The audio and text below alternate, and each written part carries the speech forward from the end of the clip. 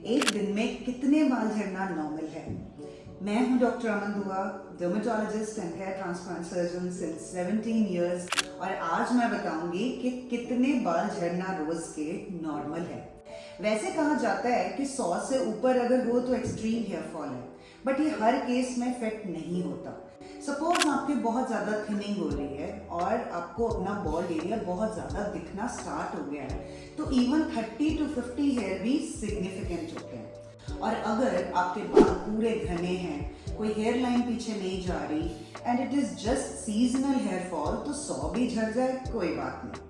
कहने का मतलब ये है कि इट डिपेंड्स कि आपका रिजर्व कितना है। अगर तो रिजर्व अच्छा है तो कुछ बाल कई बार सिंपली ब्रेकेज होती है। आपने फ्रेश केराटिन करवाया या कोई ब्लो ड्राई करवाया, हीट ज्यादा लग गई तो ब्रेकेज हो सकती है, और ये अप टू 50 to 100 हेयर हो सकती है, but it is all recoverable.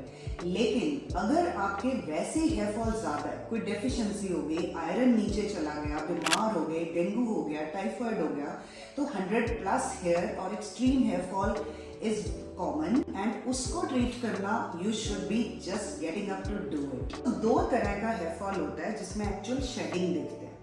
एक जिसको कि हम एक्यूट टेलोजेन एफ्लूवियम बोलते हैं, जिसमें बहुत सारे बाल सडनली गिरते हैं, और ये हो सकता है किसी तरह के स्ट्रेस के बाद, फिजिकल या मेंटल।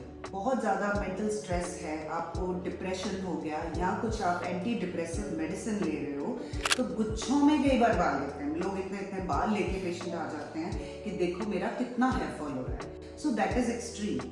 और ये हो सकता है जैसे आप बीमार पड़ गए, कोई डेंगू हो गया, टाइफाइड हो गया, टीबी हो गया, कोई भी ऐसी डिजीज जिसमें कि आपकी डाइट सफ़र कर गई फॉर वेरी लॉन्ग टाइम, तो तकरीबन 3 से 4 महीने के बाद, इमेजिन 3 से 4 महीने के बाद ज़्यादा बाल गिरते हैं। लेकिन एक टर्म है जिसको हम कहते हैं क्रॉनिक टेलोजेन एफ्लूवियम। वो एक्यूट था, ये क्रॉनिक है। क्रॉनिक में लगातार बाल झड़ना, 6 महीने से ज़्यादा के ड्यूरेशन तक भी बाल झड़ता रहे, तो उसको हम क्रॉनिक टेलोजेन एफ्लूवियम कहते हैं, जिसमें बहुत सारे बाल गिरी जा रहे। पर कभी नोटिस किया कि बहुत ज़्यादा हेयर फॉल हो जाए तो भी आप गंजे नहीं होते हो, बॉल्डनेस नहीं होती, वो बाल गिरने हैं, थिनिंग आती है, बट एक्चुअल बॉल्डनेस जब आनी स्टार्ट हो जाती है तो वो एक हार्मोनल हेयर लॉस होता है, जो कि एंड्रोजेनेटिक एलोपेशिया के नाम से जाना जाता है, जो बोथ मेन एंड विमेन में होता है।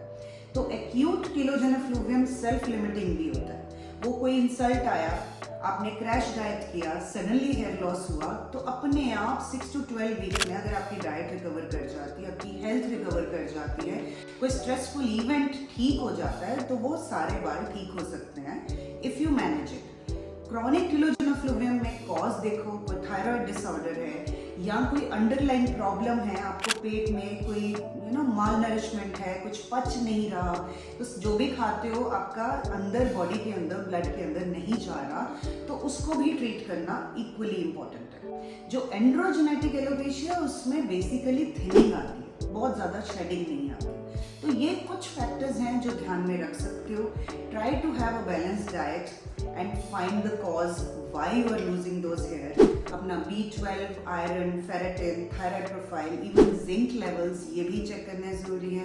Consult your dermatologist, find the cause and treat it.